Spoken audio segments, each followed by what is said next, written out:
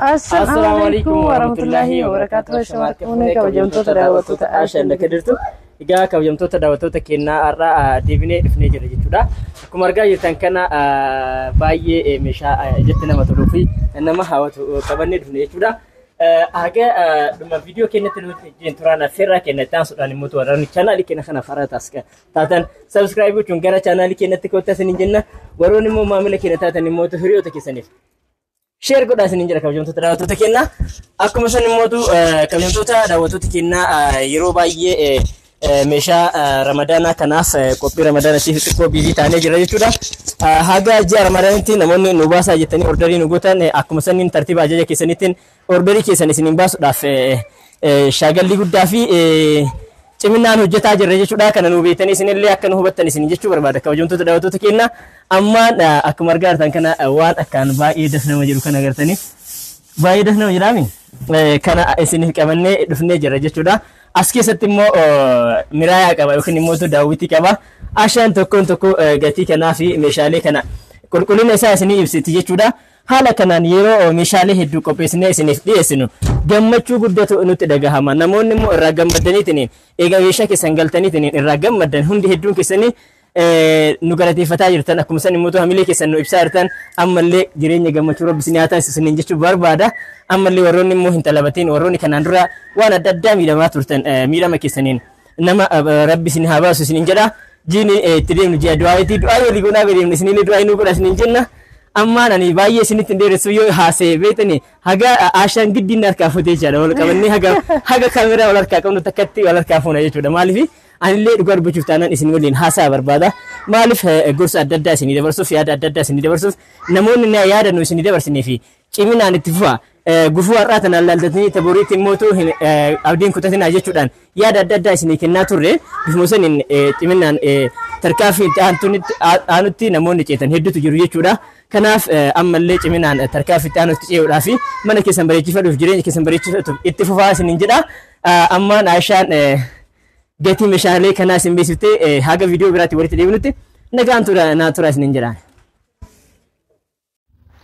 Hayyee daawwattoota keenyaa amma tokko isaatiin gatii meeshaa kana wajjin laallaa garuma viidiyoo kiyyaan wajjin turuudhaan share like subscribe gochuudhaan na jajjabeessuu hin irraanfatina isiniin jecha kallattiimaan gara meeshaa buleetti yoo dabarru akkuma argitan kana TV stand akkam bareedaa ta'e qalamiitiin barbaadeen dibnee fi jirra. Algalleen dolaamni illee bifelleen akkuma qalamii tokkummaa ta'e jira meeshaa mana tokko keessa galu jechuudha daawwattoota keenya. Akkuma argitan kana meeshaa mana keessa illee waa hedduu qabdi jechuudha. Amma tokko isaati waliin laalla hagaruma viidiyoo keenya wajjin tura. Tokko farratti akkuma argitan kana rakabootii abbaa gadaa firee lama qabdi daawwattoota keenya. Rakabootiin abbaa gadaa tokkochisaa qarshii 3,000 fi 800 yeroo amma kana meeshaan dabalee jira. Garuu meeshaa isii turee jiru dabite waan ta'eef gatimaa saniin isiniif ibsaa jira jechuudha. Asitti immoo rakabootii ifaatii rakabootiin ifaa qarshii 4,600. Asitti immoo joogii warqaammaa firee lamatu jira. Joogii warqaammaan tokkochisaa 2,300 lamaan isaa 4,600 jechuudha. Asitti immoo burcuqqoo shaayiiti. Burcuqqoon shaayii akkuma argitan kana isiin teessoo qabdudha. Tuun immoo fireen jaata teessoo qabdu fireen jaammoo ta'e hin qabne jechuudha. Kana fakkaatu isiniin jedha.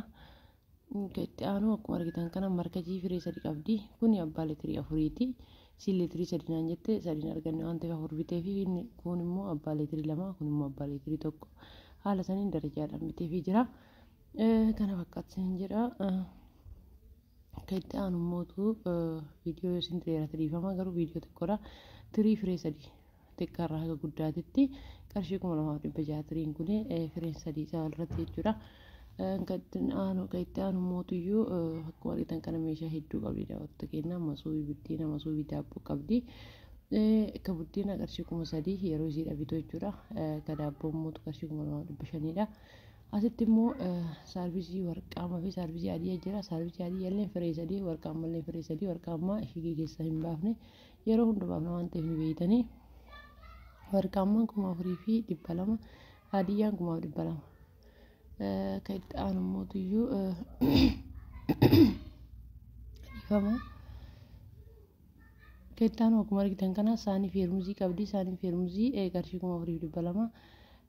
Saanii buddeena muraaf daabboo muraa wajjin maashaallah wal fakkaatamaa jedha. akkuma argitan kana asitti immoo istooviitu jira. Istoovii dhaabbataatu jira. Istooviin dhaabbataa kuni namni hunduu jaalatee bitataa jira jechuudha. Maashaallah akkaan namatti mijaa'e jechuudha. Akkaataan itti fayyadame isallee qarshii 6,500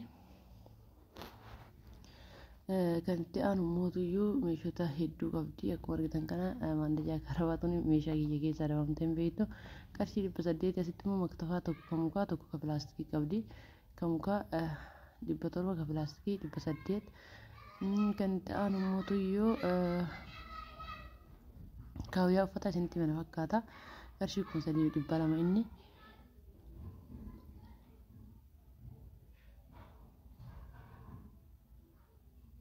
Akkuma argitan kana achitti mootuyyuu distii Seenegaalii akkaan guddaa ta'etu jira. Maashina qamashaatti jira. Wanni marga jiru fuudheef maashinni qamashaa qarshii 3,200 daawwattoota kennaa. Kan itti aanu mootuyyuu distii Seenegaalii jiddu galeessa jechuudha. Guddaa akkasillee osoo hin taane jiddu galeessa qabdi. Sallaaffata firee 2 qabdi. Akkuma argitan kana isa xankaaraa fi oriijinaala ta'edha. Gatiin isaa qarshii 800 qarshii 1,600. Distii Seenegaalii akkuma argitan kana isin mul'ata arti jedhee abdii qaba. Firee 2 kuno. Distiin Seenegaalii isa guddicha akkaan guddicha jechuudha. Qarshii 3,500 akkasumas darajaadhaan gadi bu'aa deema jechuudha. Asitti immoo gilgilii qabdi. Gilgiliin qarshii 3,500 galtee jirti yeroo ammaa. Gilgilii ofii osoo hin hojjenne nama daambanyaa qaba waan ta'eef hojjechiisee isinii fidachiisee isin ajajjanii meeshaa aadaa hundumaa akkuma sanii jechuudha. Ajajaan daambanyaa kiyya biraa hojjechiisee isinii fida jechuudha. Qorii qabdi. Dhiifama sagaleen kiyya qufannaa qabina fakkaatan cufamee jira. Akkuma argitan kana qorii 2 qabdi. Aadaa Arsiitiif abbaa gadaatiin fal'aana qaba. Qoriin qarshii 3,200 fal'aanni qarshii 900 kana fakkaata. Kan itti aanu mootuyyuu bilbila irraa dubbisaa isin himaa jira. Sababni isallee meeshaa ofii abbaan yoo takka laallate isatti tola. Nama bitatuufillee akkatti meeshaan adda addaa yoo bahee agarsiifame bitatuudhaaf isinitti mijaa'aa jechuudha. Maqaa meeshaalee dhayaa isinitti himuuf warri meeshaa bitachuu barbaadan barreessitanii osoo nutti himtanii baay'ee gaariidha. Isaanii ergii firee 12 qarshii 800. Maan kafannus qabdi. Meeshaa kana keessa yoo dubbisa yoo bira taree yookaan immoo ibsuusinti agarsiisin bira taree dhiifama jedhaan haadha meeshaatillee kana fakkaata daawwattoota kennaa. Amma akkuma argitan kana maayilisa kaarii 12 qabdi.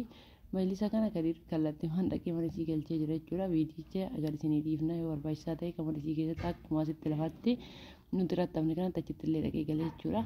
Kaariin takka qarshii 9,500 daawwattoota kennaa. Asitti mootuyyuu firiijii qabdi. Firiijii yeroo baay'ee kaartoonii keessaa baafnee agarsiifna. Amma fe'uudhaaf baay'ee ariifachaa jirra waan ta'eef keessaa hin baafne. Gatiin isaa qarshii 38,000. Televezyiinii abbaa inchi 43 qabdi. Akkuma argitan kana televezyiinii kun qarshii 31 abbaa inchi 43 isa andanyaa ta'edha. Biffee qabdi. Akkuma argitan kana biffeen kun meetira kaayaadha. Akkuma namni kamuyyuu fedha fiitiin ajajatu isin fedha fiitiin isa kana jijjiirti jechuudha. Inni kun qarshii 30 biffeen doolaara qabdi. Doolaarni illee meetira 40dha. Doolaarni meetira 40dha. Keessan akkuma argitan mastaawatii qaba. Hedduu mijaa'aadha. Gubbarraan kan koonfartii qaba. Qulfii qaba jechuudha. Akkuma argitan kana fakkaata. Doolaarni asiin iddoo uffata itti dadachaasanii fannifata keessa kaayatanii dhagamaa gaban isaa yeroo baay'ee uffatni bakki dachaasanii kaa'atan yoo jiraate irra mijataadha. Bakki fannisan biyya keenya keessa namni baay'ee uffatan fannisu uffata dhiiraa suufa wanta takka ta'e malee baay'inaan dachaaftanii qixxu waan ta'eef bakka dachaasan tokko qofa goona jechuudha. Kana fakkaata gatiin doolaara kanaa 32 yoo meetira 60 ta'e garuu 35dha. Meetira isaa irratti hundaa'aa guddinaaf dhiqqeen isaa irratti jechuudha. Walumaa galatti kana fakkaata meeshaan obboleettii teennaa. Amma immoo asitti immoo akkuma argitan kana algatu jira. Alga isin agarsiifne waan ta'eef alga bira dabree tasriyaa isin agarsiisaa jira. Tasriyaa qabdi. Yeroo baay'ee tasriyaa arguu dasna jetti bira taa'ee haasa'uu jaaladha jechuudha.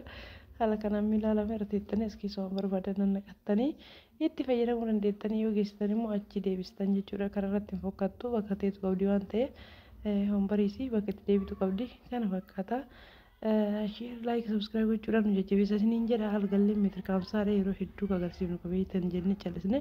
Gatiin isaa qarshii 29 tasriyaan qarshii 18 daawwattoota kenna. Kana fakkaata meeshaan obboleettii teennaa aga viidiyoo biraa akka kana caalaa meeshaa baay'ee deebisnee deebi'utti nagaan naa tura isiniin jedha meeshaan obboleettiin kunillee baay'ee maa garuu kana oliitiin deebina. Assalaamu alaikum warahmatullaahi wabarakaatuhu.